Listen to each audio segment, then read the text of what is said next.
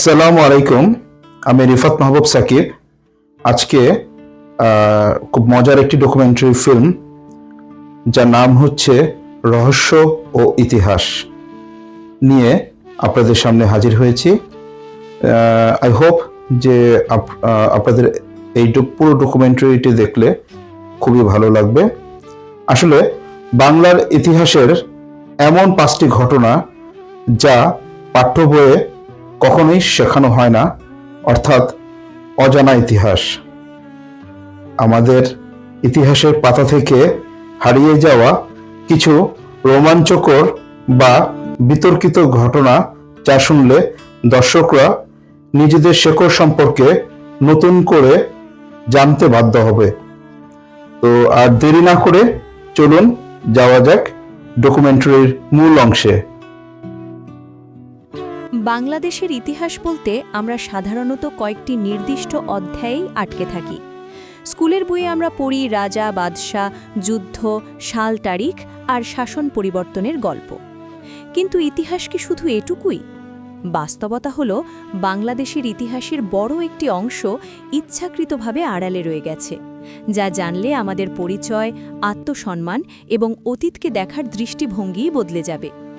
খুব কম মানুষ জানে আজকের বাংলাদেশ একসময় ছিল প্রাচীন বিশ্বের অন্যতম সমৃদ্ধ অঞ্চল।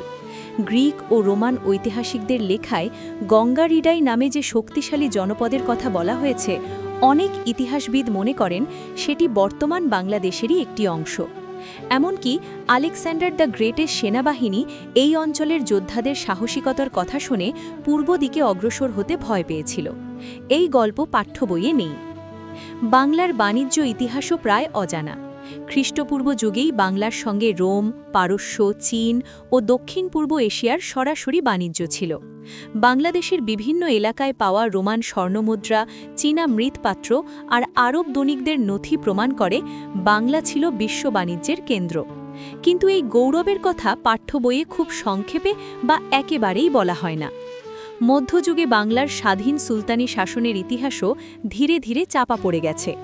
দিল্লির অধীনতা ভেঙে বাংলা একসময় নিজস্ব মুদ্রা, প্রশাসন ও কূটনীতি নিয়ে একটি স্বাধীন রাষ্ট্র হিসেবে আত্মপ্রকাশ করেছিল। সেই শাসকরা ধর্মীয় সহনশীলতা, শিক্ষা ও স্থাপত্যে অনন্য দৃষ্টান্ত স্থাপন করেছিলেন। কিন্তু উপমহাদেশের ইতিহাস যখন দিল্লি ও মুঘল কেন্দ্রিকভাবে লেখা হয়েছে, তখন বাংলার স্বাধীনতা ইতিহাস গুরুত্ব হারিয়েছে। ব্রিটিশ আমলের ইতিহাসেও অনেক অন্ধকার অধ্যায় আছে। আমরা জানি ব্রিটিশ শাসন ছিল শোষণমূলক, কিন্তু কিভাবে পরিকল্পিতভাবে বাংলার শিল্প ধ্বংস করা হয়েছিল, লাখ লাখ মানুষকে দুর্ভিক্ষে ঠেলে দেওয়া হয়েছিল, এই ভয়াবহ বাস্তবতা পাঠ্য বইয়ে প্রায়ই আংশিকভাবে বলা হয়।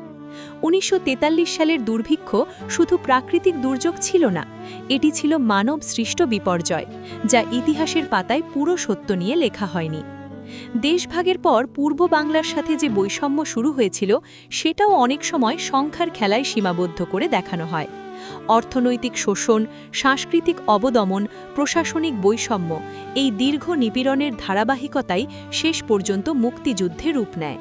কিন্তু এই দীর্ঘ প্রক্রিয়ার গভীরতা পাঠ্য বইয়ে খুব কমই তুলে ধরা হয়। সবচেয়ে গুরুত্বপূর্ণ প্রশ্ন হল, এই ইতিহাসগুলো আমাদের কেন জানানো হয় না? কারণ ইতিহাস শুধু অতীত নয়, ইতিহাস হলো ক্ষমতার ভাষ্য। যে ইতিহাস প্রশ্ন তুলে, মানুষকে সচেতন করে, আত্মপরিচয় জাগিয়ে তোলে, সেই ইতিহাস অনেক সময় অপ্রয়োজনীয় বা বিপজ্জনক মনে করা হয়। বাংলাদেশের ইতিহাস মানে শুধু একটি স্বাধীন রাষ্ট্রের জন্ম নয়, এটি হাজার বছরের সংগ্রাম, গৌরব, প্রতারণা আর চাপা পড়ে থাকা সত্যের গল্প। এই অজানা ইতিহাসগুলো জানাই আমাদের দায়িত্ব, কারণ নিজের অতীত না জানলে ভবিষ্যৎও শক্ত করে গড়া যায় না।